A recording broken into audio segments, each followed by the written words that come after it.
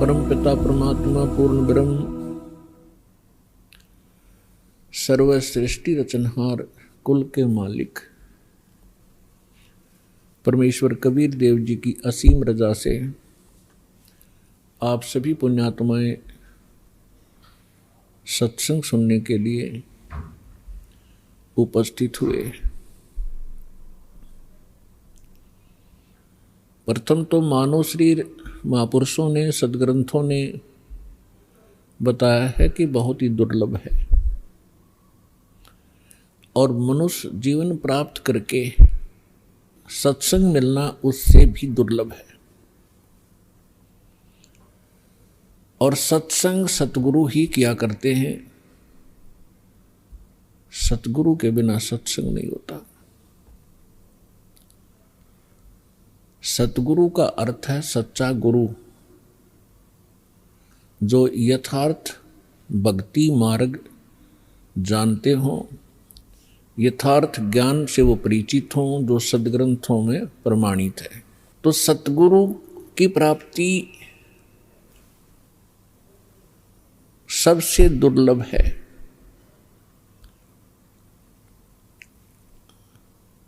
पुण्यात्माओं, सतगुरु कौन होता है? या तो स्वयं परमेश्वर हो सकता है जो सच्चा ज्ञान रखता हो, या फिर परमात्मा का कृपा पात्र उसका दास हो सकता है जो केवल उसी के ही ज्ञान से सत्संग करता है।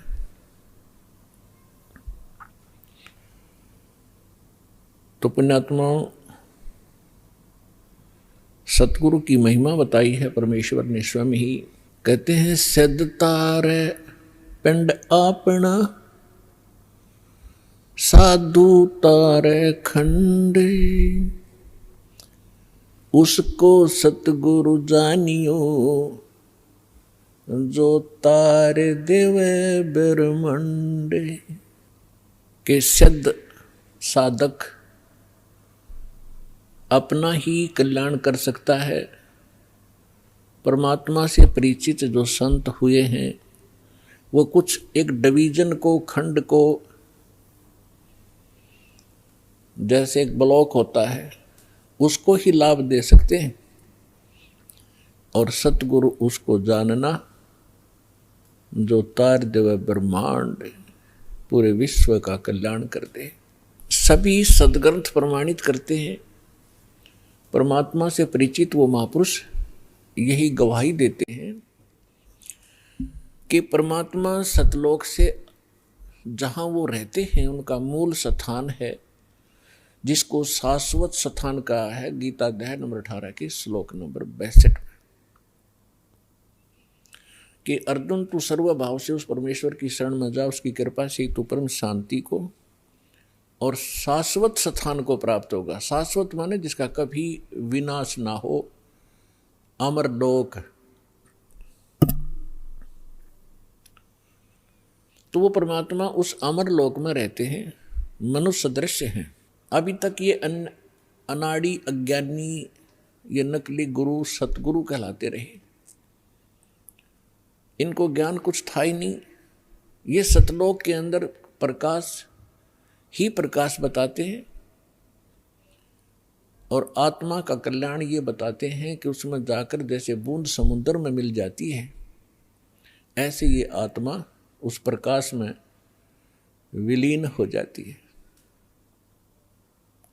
ये है लोकवेद। अज्ञानी झूठे सतगुरु, नकली सतगुरु जो बने हुए हैं, इनका ज्ञान। और कुछ एक चतुरता दिखाते हैं,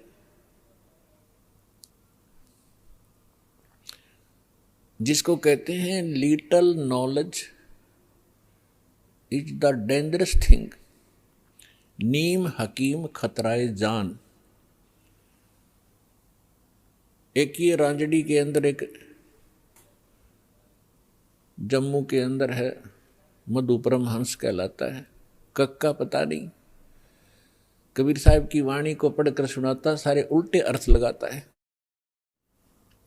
उसने थोड़ी सी चतुरता दिखाई है कि वहाँ आत्मा, परमात्मा तो ऐसा ही है, एक प्रकाश है, और उसमें आत्मा डॉट डॉट बिंदु सी गोल गोल सी घूमती रहती है। कोई बात हुई है? तो ये सतगुरु नहीं है, ये नकली है सारे, जो भगवान से परिचित नहीं, जो सदग्रंथों को भी ठीक से नहीं समझ सके। हमारे जो धर्मगुरु हिंदू धर्म के थे, आचार्य शंकराचार्य, मंडलेश्वर, संत, ये अपने ही सिलेबस से अपरिचित थे। आज तक ये ब्रह्मा विष्णु महेश को अजर अमर, इनके कोई माता पिता नहीं, इनकी कोई मृत्यु नहीं होती, यही पूज्य है। और हमारे सदग्रंथों में लिखा ये नासवान है, इनकी जन्म मृत्यु होती है, इनकी माता दुर्गा है, पिता ज्योति निरंजन काल है। और ये पूज्य नहीं है। तीन देव की जो करते भक्ति, उनकी कदे ना होवे मुक्ति। ये है सच्चा ज्ञान, ये है शास्त्र प्रमाणित ज्ञान। और परमात्मा के मुख कमल से भी यही ज्ञान उच्चारित हुआ था 600 वर्ष पहले।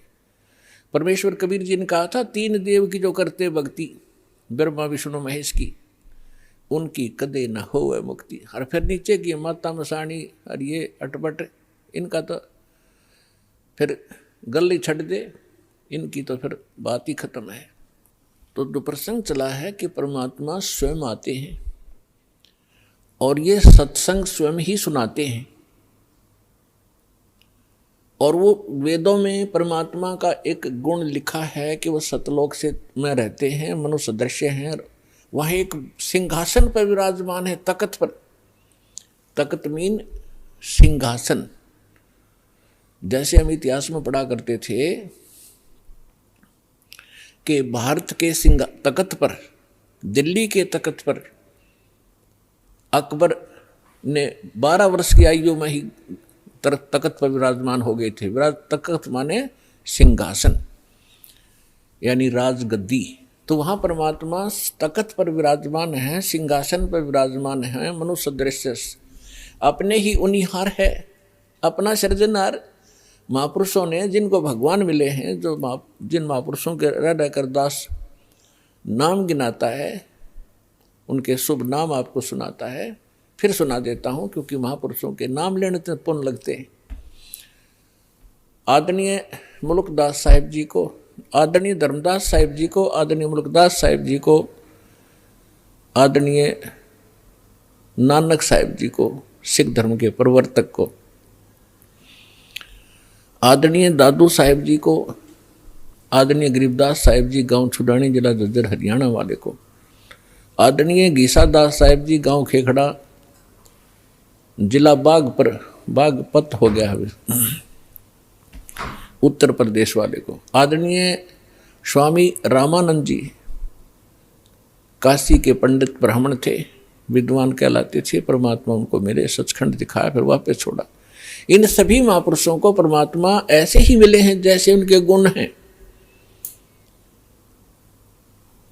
उनको आकर मिलते हैं और फिर उन अपने से परिचित करा करके जहाँ परमात्मा रहते हैं उस सारी व्यवस्था को दिखा करके फिर वापस छोड़ते हैं बॉडी में, ताकि ये मेरे गवाह बने, एफिडेविट लिख दें ये कि कैसा है भगवान।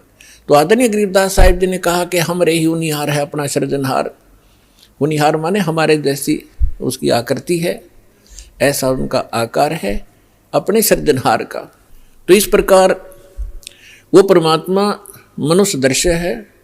वहाँ एक बहुत बड़ा गुम्बद बना हुआ है मंदिर नुमा, उसके सेंटर में परमात्मा का तख्त है, सिंहासन है, सिर पर छत्र है। जैसे आप इस दास के ऊपर ये आर्टिफिशियल बना रखा है भक्तों ने, ये देख रहे हो। और परमात्मा का वहाँ प्रकाश जो पूरे शरीर का बहुत ज़्यादा है। उस परमात्मा के एक रोम माने बाल, एक रोम कहो या रोमकूप कहो, क्योंकि शरीर से ही उनकी बॉडी से ही प्रकाश निकल रहा है, झलक रहा है, उसी से उसके रोम यानी बाल प्रकाशित हो रहे हैं। करोड़ सूर्य मिला दे, करोड़ चंद्रमा, तो भी एक रोम यानी बाल का प्रकाश ज्यादा होगा। तो इतना तेज है उस परमेश्वर का। वहां पृथ्वी है सतलोक, जैसे धरती आप देख रहे हो ये ऐसी।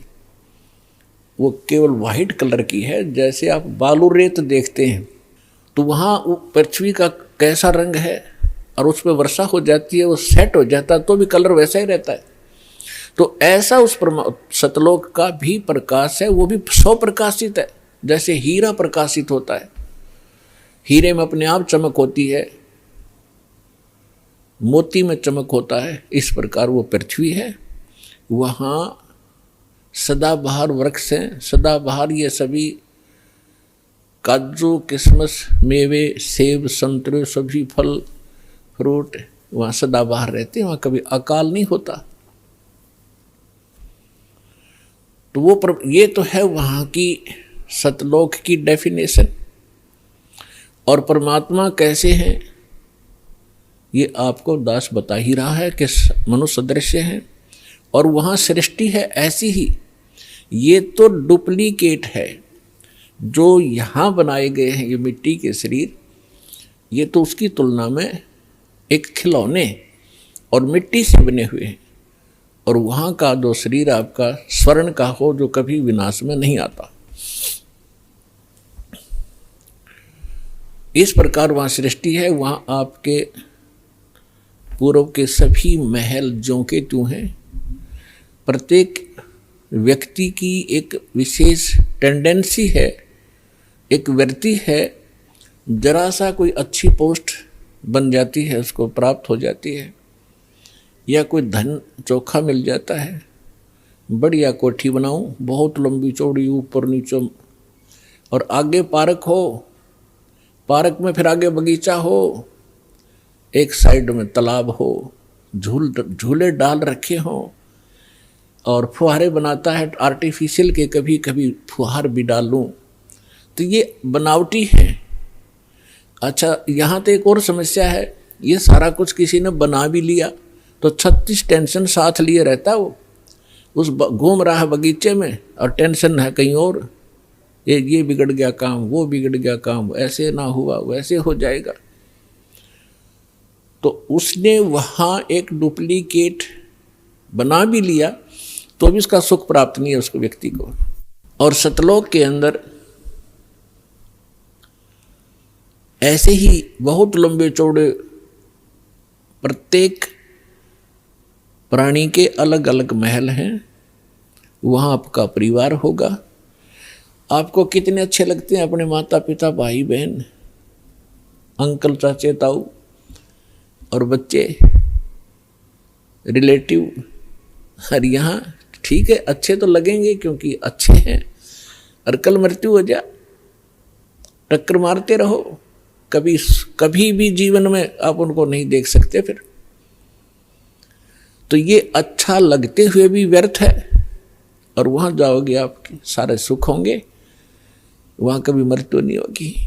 कोई व्यक्ति नहीं चाहता मैं वृद्ध हूँ, वृद्ध अवस्था प्राप्त हूँ, बूढ़ा हूँ, और बूढ़े हो गए।